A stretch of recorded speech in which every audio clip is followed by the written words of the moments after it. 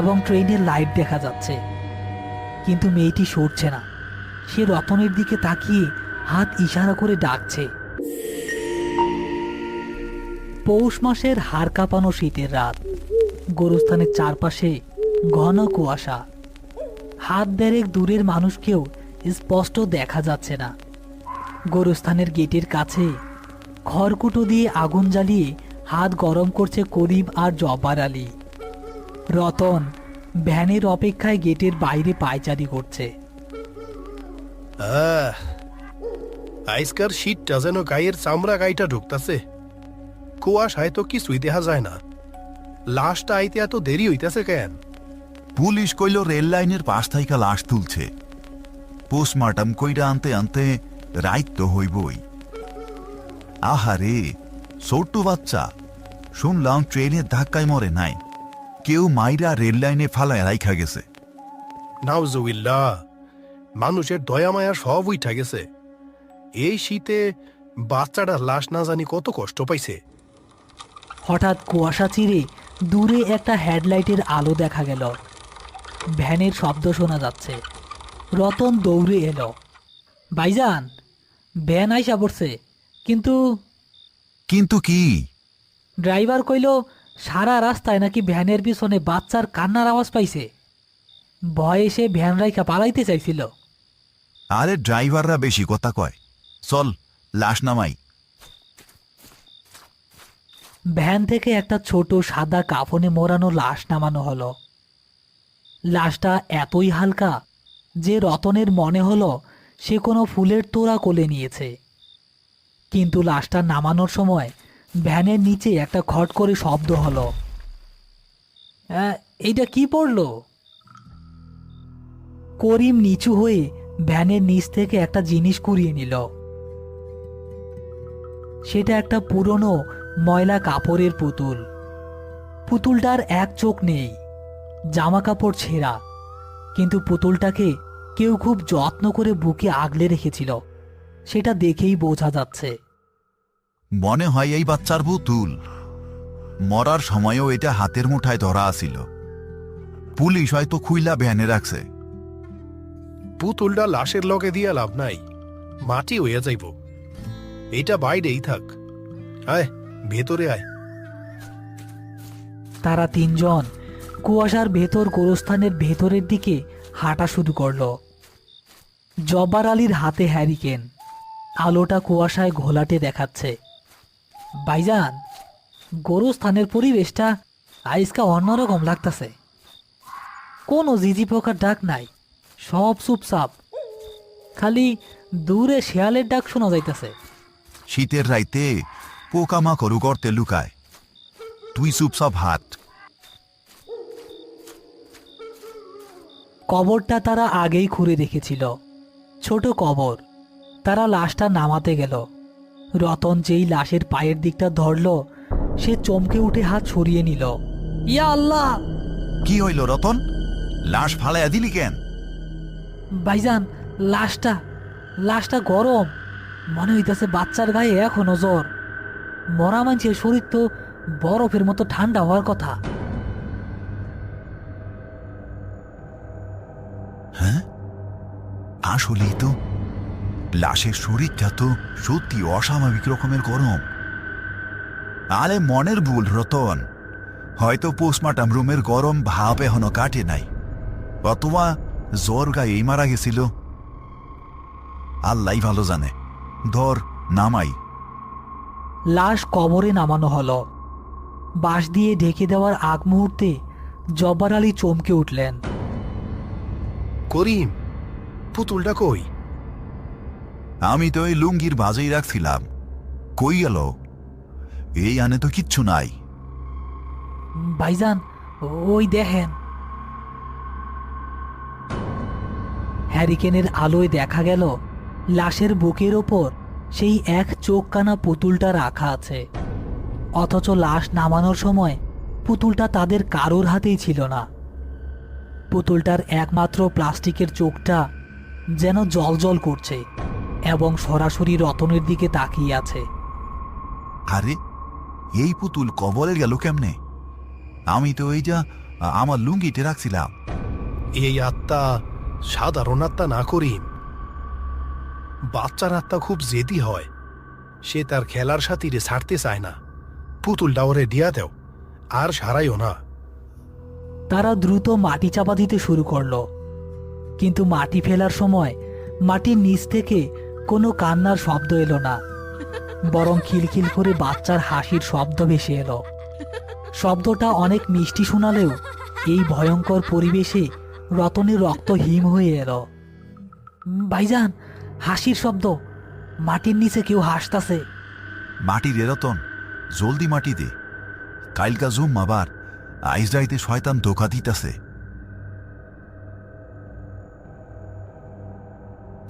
কাজ শেষ করে তারা প্রায় দৌড়ে গেটের বাইরে এলো। করিম পুতুলটার কথা ভেবে শিউরে উঠল। সে নিশ্চিত পুতুলটা সে তার লুঙ্গির ভাঁজেই রেখেছিল। সেটা কবরে গেল কিভাবে? রতন, তুই আজকা বাড়ি যা, বেশি ভয় পাইলে আয়াতুল কুরসি পড়তে পড়তে যাইবি।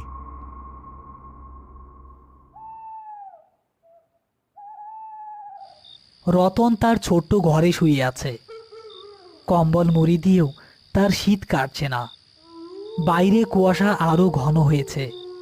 হঠাৎ তার জানালায় টোকা পড়ার শব্দ হলো। হ্যাঁ, কে? কোনো উত্তর নেই, কিন্তু আবার সেই টোকা দেওয়ার শব্দ। রতন সাহস করে এগিয়ে গিয়ে জানালাটা খুলল, কিন্তু বাইরে কাউকে দেখা গেল না। শুধু ঘন কুয়াশা কুণ্ডুলি পাকিয়ে আছে। সে স্বস্তির নিঃশ্বাস ফেলে যেই ঘুরবে, দরজার নিচে দিয়ে ঘন সাদা কুয়াশা সাপের মতো ঘরের ভেতরে ঢুকছে। আর সেই কুয়াশার ওপর দিয়ে ছোট ছোট পায়ে কেউ হেঁটে আসছে। মাটির মেঝেতে ফুটে উঠছে তার ছোট পায়ের ছাপ। আর তার বিছানার ঠিক মাঝখানে বসে আছে সেই এক চোখখানা পুতুলটা। পুতুলটার গায়ে তাজা কবরস্থানের মাটি মাখানো।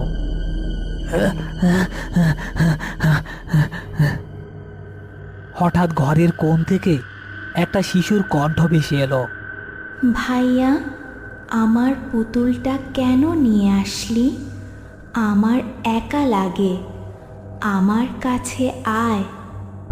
রতন দেখল পুতুলটা নিজে থেকে মাথা ঘুরিয়ে তার দিকে তাকালো, আর পুতুলের সেই প্লাস্টিকের চোখটা দিয়ে টপ টপ করে জল গড়িয়ে পড়ছে। রতন বুঝতে পারছে না পুতুলটা এখানে কিভাবে এলো। সে তো করিমের সাথে গোরস্থানেই এটা রেখে এসেছিল। শিশুটির কণ্ঠস্বর আবার ভেসে এলো, এবার আরো কাছ থেকে, যেন কেউ তার কানের কাছে ফিসফিস করছে। ভাইয়া, আমার পুতুলটা ধর, ওরে কোলে নে, আমার শীত করে, খুব শীত করে। তুই তুই কে? আমার কাছে কি চাস? আমি আমি তোরে চিনি না।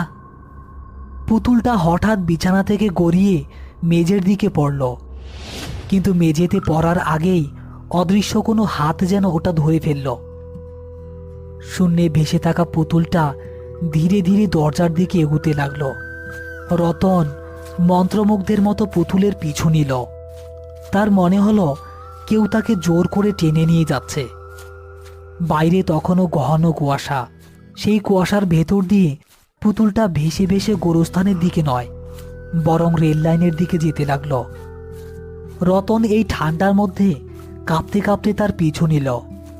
কিছু দূর যাওয়ার পর রতন দেখল কুয়াশার মধ্যে একটা ছোট্ট মেয়ে দাঁড়িয়ে আছে। তার পরনে ছেঁড়া ফ্রক, পায়ে জুতো নেই।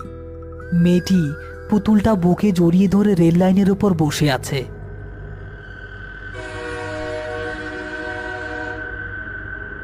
এই মাইয়া, সর এখান থেকে, ট্রেন আইতেছে, কাটা পড়বি তো। দূরে ট্রেনের হুইসেল শোনা যাচ্ছে এবং ট্রেনের লাইট দেখা যাচ্ছে, কিন্তু মেয়েটি সরছে না। সে রতনের দিকে তাকিয়ে হাত ইশারা করে ডাকছে। রতন দৌড়ে গেল মেয়েটিকে বাঁচাতে, কিন্তু যেই সে মেয়েটিকে স্পর্শ করতে যাবে, অমনি মেয়েটি ধোয়ার মতো মিলিয়ে গেল। রতন রেল লাইনের ওপর হুমড়ি খেয়ে পড়ল। সেখানে মেয়েটি নেই, কিন্তু লাইনের স্লিপারের ফাঁকে পড়ে আছে একটা ছোট্ট ডায়েরি। ডায়েরিটা ভিজে গেছে, কিন্তু ওপরে বড় করে লেখা টুনির ডায়েরি। এইটা তুই কই পাইলি রতন? ভাইজান, কাইল রাইতে ওই মাইয়া টুনি, ও আমারে রেল লাইনের কাছে ডাইকা নিয়েছিল। ও ও এই ডায়েরিটা আমারে দিছে। ও যেন ও যেন কিছু কইতে চায়। পাতাগুলা তো শিশিরে ভিজা, কিন্তু কিছু লেখা বোঝা যায়। এই যে দেখ, এইখানে কিছু লেখা আছে। আজ আব্বু নতুন পুতুল কিনে দিয়েছে। আমি এটার নাম দিয়েছি লালু। সৎ মা লালুকে দেখতে পারে না। সৎ মা? ভাইজান, আরও আগান, শেষের পাতাটা দেখেন। ডায়েরির শেষের দিকের পাতায় কাঁচা হাতের লেখাগুলো আঁকাবাঁকা হয়ে আছে। ডায়েরির শেষ পাতায় লেখা আছে, আজ মা আমাকে খুব মারছে। বলছে আব্বু বিদেশ থাইকা টাকা পাঠায় না, তাই আমাকে আর খাওয়াতে পারবে না। মা আমাকে ট্রেনের লাইনে রেখে আসতে চায়। আমি লালুকে নিয়ে পালাতে চাই, কিন্তু মা আমাকে খুঁজে পেয়েছে। তার মানে এইটা দুর্ঘটনা না? এই মাসুম বাচ্চাটারেও সৎ মা মাইরা রেল লাইনে ফালে আইখা গেছিল, যাতে সবাই ভাবে ট্রেনে কাটা পড়ছে। কিন্তু ট্রেনের ধাক্কা লাগার আগেই ও হয়তো শীতে জৈমা বা ভয়ে মইরা গেছে। আহারে, এই জন্যই ও পুতুলটা ছাড়তে চায় নাই। ওই পুতুলই ছিল ওর একমাত্র সঙ্গী। আর ও রতনের কাছে আসছে কারণ রতনেই শেষবার ওর গায়ে মায়ার হাত দিছিল। ভাইজান, এখন আমরা কি করবো? ও তো বিচার চায়। বিচার ও পাইব, আল্লাহ ছাড় দে, ছাইরা দেয় না। এই ডায়েরি প্রমাণ। চল থানায় যাই, পুলিশের এই ডায়েরি দেখামো। আপনারা ঠিকই সন্দেহ করেছেন। আমরা পোস্টমর্টমের রিপোর্টেও গলা টিপে মারার আলামত পেয়েছিলাম, কিন্তু কোনো প্রমাণ পাচ্ছিলাম না। এই ডায়েরি আর এই বাচ্চার হাতের লেখা মেলালেই কেসটা এখন আরও শক্ত হবে। আমরা এখনই ওই মহিলাকে অ্যারেস্ট করব। বাচ্চার বাবা বিদেশ থাকে, তাকেও খবর দেওয়া হয়েছে। পুলিশ সেদিনই টুনির সৎমাকে গ্রেপ্তার করে। জেরার মুখে সেই ডাইনি মহিলা স্বীকার করে যে অভাবের কারণে এবং রাগের বশে সে টুনিকে শ্বাসরোধ করে মেরে রেল লাইনে ফেলে রেখেছিল। ভেবেছিল ট্রেনের চাকায় সব প্রমাণ নষ্ট হয়ে যাবে, কিন্তু কুয়াশার কারণে ট্রেন আসতে দেরি হওয়ায় লাশটা অক্ষত ছিল। করিম, রতন আর জব্বার আলী টুনির কবরের পাশে দাঁড়িয়ে আছে। রতন বাজার থেকে একটা নতুন লাল জামা আর এক প্যাকেট চকলেট কিনে এনেছে। টুনি, তোর বিচার হইছে রে বোন। তোর সৎ মা এখন জেলে, তোর আব্বু দেশে আসতেছে। তুই আর কষ্ট পাইস না। এই দেখ, তোর লাইগা চকলেট আনছি। রতন, পুতুলটা? পুতুলটা আমি কবরের উপর রাইখা দিছি ভাইজান, ওইটা ওর কাছেই থাক। হঠাৎ গোরস্থানের বাতাস ভারী হয়ে এলো, কিন্তু এবার আর ভয়ের অনুভূতি নেই। কবরের পাশ দিয়ে একটা দমকা হাওয়া বয়ে গেল, আর সেই হাওয়ায় ভেসে এলো ছোট্ট বাচ্চার খিলখিল হাসির শব্দ। শব্দটা ধীরে ধীরে উপরের দিকে উঠে মিলিয়ে গেল। হাসিটা শুনছস করিম? হ জব্বর ভাই, টুনি মুক্তি পাইছে। ও এখন আর মাটির নিচে নাই, ও আকাশে তারার লগে খেলতে গেছে। ভালো থাকিস রে বোন, লালু রেনিয়া, ভালো থাকিস। গোরস্থানে অন্ধকার নেমে আসছে, কিন্তু আজ রতনের আর ভয় করছে না। সে বুঝতে পেরেছে এই আত্মাগুলো ক্ষতি করতে আসে না, তারা শুধু তাদের না বলা কথাগুলো কাউকে শোনাতে চায়। করিম শেখ তার কাঁধে হাত রাখল। চল রতন, বাড়ি যাই। আইস যাইতে আর পুতুল তোর ঘরে যাইব না, ও এখন শান্তিতে আছে। তিনজন মানুষ ধীরে ধীরে গেট দিয়ে বেরিয়ে গেল। তাদের পেছনে টুনির কবরের উপর রাখা এক চোখকানা পুতুলটা, যেটা তাদের দিকে তাকিয়ে শেষ বিদায় জানালো।